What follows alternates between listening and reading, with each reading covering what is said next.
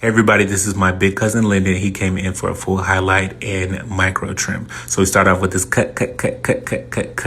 And then we're using the LOC, I think that's how you say it, their peptide bonding spray. This is going to help keep his hair nice and strong. He had a little bit of breakage in the center because he was wearing ponytails a lot.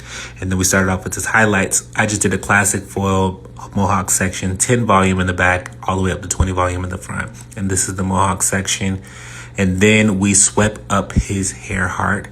Went to the shampoo bowl. I pulled out his foils. We got a nice popcorn yellow with some butter in there, okay? We didn't want to lift them super bright. We wanted it bright enough to give him some change. We rinsed it out, and then I used 40 grams of 8N and then 20 grams of 6MB. I should have just did 10 grams of the 6MB, and we left it on for 20 minutes, the full processing time. And so I put the barbecue sauce on there. And then we got the steam going, and then I started to rinse, and I was like, oh, this is a little darker than what his reference picture was, but I was like, okay, we're just gonna see.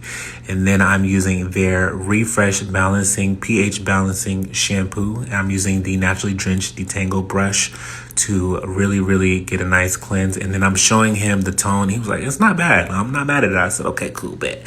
So we kept on going, and then I'm using their conditioner. I was really shocked because I didn't pay attention last time, and this is my first time using it on a highly textured hair, and it's really hydrating.